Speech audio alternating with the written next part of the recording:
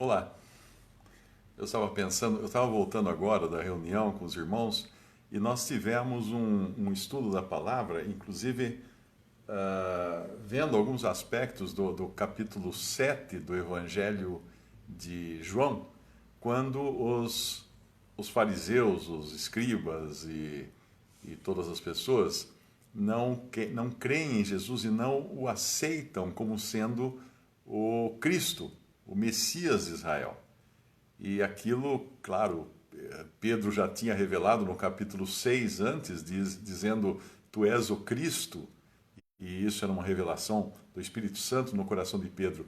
Mas quando a gente vai lá para o Evangelho de João, no capítulo 2, nós aprendemos que o primeiro milagre, o primeiro sinal que Jesus fez foi transformar a água em vinho.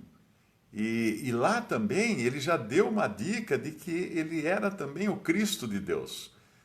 Por que isso? Porque ele é aquele que, no Antigo Testamento, Deus já dizia que viria o ungido de Deus, o Jeová que ia reinar sobre toda a terra e sobre o povo de Israel e também sobre as nações. E várias passagens do Antigo Testamento mostravam isso. Mas no capítulo 2, o Senhor vai a uma festa de casamento em Caná, na Galileia, e nessa festa de casamento acaba o vinho. E a mãe de Jesus chama a atenção dele, dizendo o seguinte: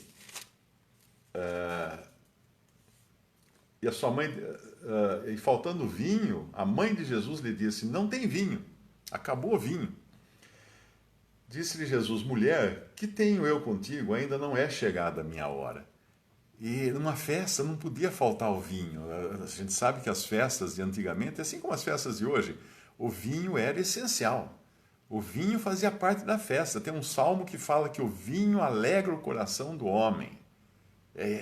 Tem um salmo escrito isso. Não vai você ser daqueles que tem aquela teoria que não, é suco de uva, tá legal. Então leia assim: o suco de uva alegra o coração do homem. Fala sério. É o vinho alegra o coração do homem. Deus fala disso, do vinho, como alegria e como festa, como símbolo de festa. E ali estava uma festa onde acabou o vinho. E quando a mãe de Jesus vem falar com ele para avisá-lo de que acabou o vinho, ele diz que não é chegada a minha hora. Por que ele diz que não é chegada a minha hora?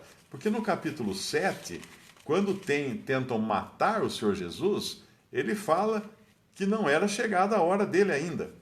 No capítulo 7 de João, diz que tentavam matá-lo, mas ainda não era chegada a sua hora.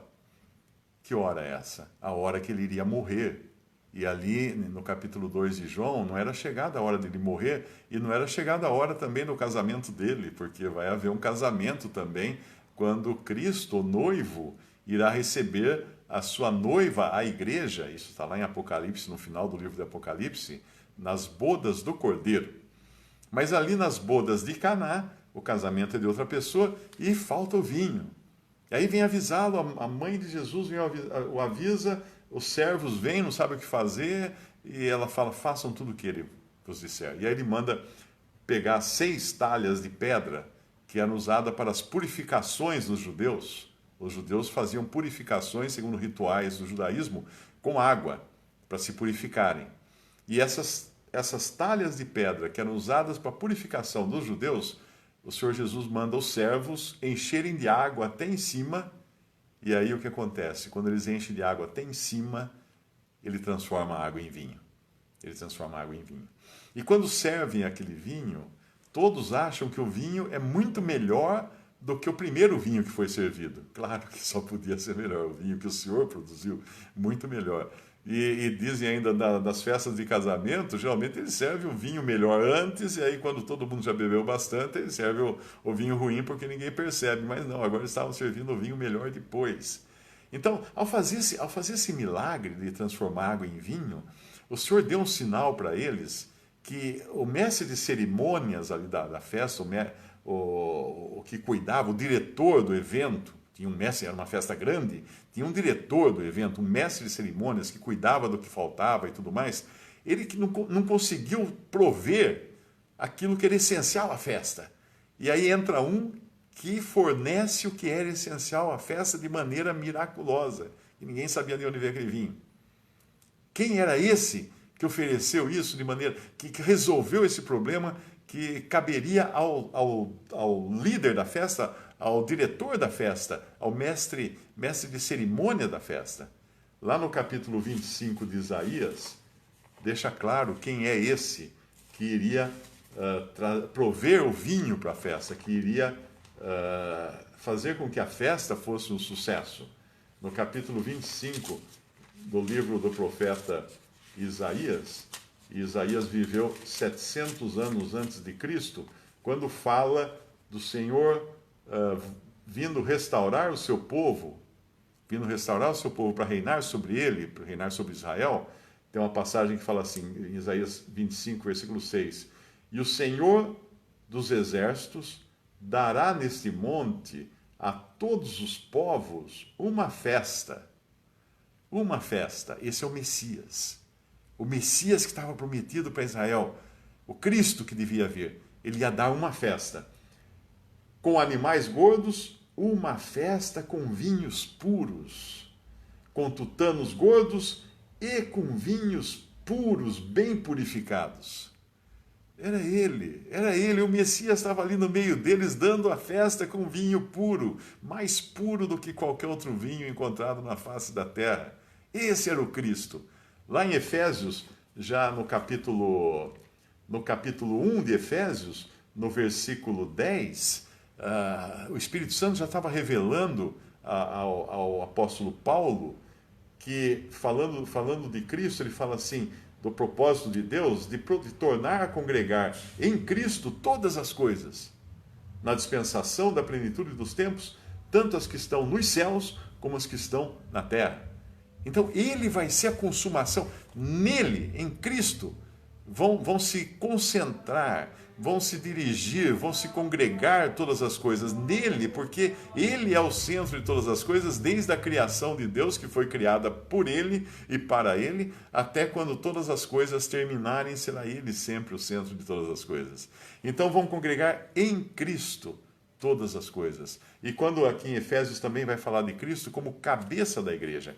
Embora os judeus esperassem o Messias para Israel, eles não tinham ainda essa revelação que ele não seria apenas o Cristo para Israel. Ele seria também o noivo para a igreja. E ele seria o cabeça para a igreja.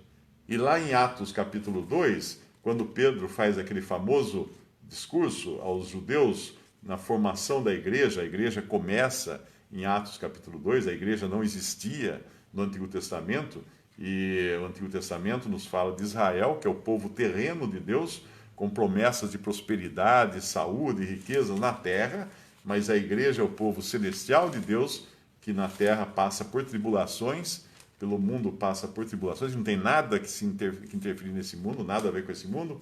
E lá no capítulo 2 de Atos, eu falei Atos, né?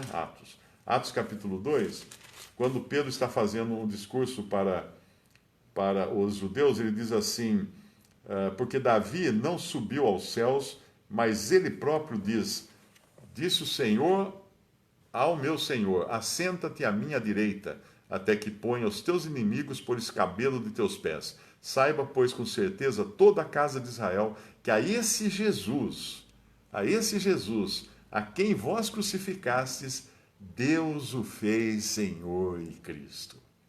A esse Jesus, Deus o fez Senhor e Cristo. Estava na cara deles quem era o Cristo. Agora, lá naquela festa, isso é interessante, presta atenção agora que é interessante. O que aconteceu na festa? Faltou vinho, faltou alegria, faltou aquilo que faz a festa continuar, que faz a alegria ser permanente. Faltou. Quem proveu isso? Cristo, Jesus. Mas ele provê isso de uma maneira miraculosa, transformando água em vinho. E encher as talhas de purificação dos judeus de água com vinho, ou transformar essa água em vinho depois, tem muitos significados. Um é que a água significa a palavra de Deus, e quando ela enche até em cima uma alma, uma pessoa, um vaso, que é um ser humano, o Senhor vem e faz um milagre, e faz transformar essa água em vida. em vida. Mas o vinho também é um símbolo do sangue. Nós usamos na ceia do Senhor um cálice de vinho para simbolizar o sangue de Cristo, além do pão que simboliza o seu corpo, nós usamos um cálice de vinho que simboliza o seu sangue. E o sangue de Jesus foi derramado na cruz para purificar os nossos pecados. Assim como os judeus usavam aquelas talhas com água para purificação, para os seus rituais de purificação, aquela água se transforma em sangue, porque o Senhor estava apontando que ia chegar uma hora que Ele iria prover o sangue, o único sangue, o sangue de Jesus, seu Filho, que nos purifica de todo pecado, como fala João na sua primeira epístola. Ele ia fazer isso morrendo na cruz. Mas quando Maria vem falar com o Senhor, falar que o vinho acabou, o que Ele diz para ela? Mulher, ainda não é chegada a minha hora. Ainda não é chegada a minha hora. E se você vai no capítulo 7, ele vai dizer isso, lá vai dizer também que os judeus queriam matá-lo, mas ainda não era chegada a sua hora. Percebe? É a mesma ligação. Era a hora da morte do Senhor Jesus.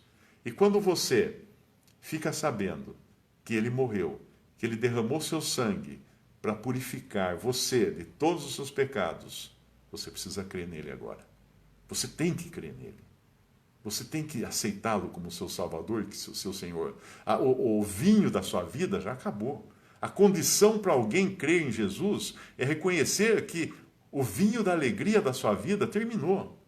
Não vai ter festa sem Ele, sem que Ele possa prover para essa festa. Então, se você se reconhece alguém cujo vinho acabou, cuja alegria acabou, alguém que está nos seus pecados ainda e precisa ser purificado dos seus pecados, crê em Jesus. Crê em Jesus como seu Salvador. Receba Ele como seu Salvador e seu Senhor. Você pode ter certeza de uma coisa, lá em João 7, que foi o capítulo que nós lemos hoje à noite na reunião, ali os fariseus mandam os soldados para prenderem a Jesus, e quando os soldados voltam, eles perguntam, vocês não o trouxeram preso? Eles falam assim, ninguém nunca falou como esse homem fala. Ninguém nunca falou como ele. Eles estavam impressionados com o magnetismo daquela pessoa incrível que era Jesus.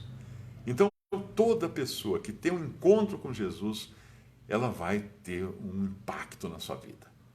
Mas esse impacto pode ser para bem ou para mal. Para bem ou para mal, porque nós somos um bom perfume de Cristo, para uns perfume de vida para a vida, para outros perfume de morte para a morte. Então, se você tem um encontro com a palavra de Deus agora, se você tem essa oportunidade de conhecer que Ele morreu por você, que Ele é aquele que quer restaurar a alegria da sua vida, quer lhe dar uma nova vida, um perdão de todos os seus pecados, e você o rejeita, pode ter certeza que seu coração vai ficar endurecido, não haverá mais salvação para você. Se você rejeitar Cristo, mas você nunca vai sair da mesma maneira que você entrou num contato com Ele. Então, eu convido você agora a crer em Jesus. Aceite Ele como seu Salvador. Reconheça que o seu vinho acabou. Reconheça que a sua festa vai para o buraco, vai para o brejo. Reconheça que Ele tem o vinho novo agora. O vinho novo. Ele tem a salvação eterna para você. E uma boa noite, um bom final de dia para você e que Deus possa abençoar a sua palavra que nós lemos aqui. Boa noite.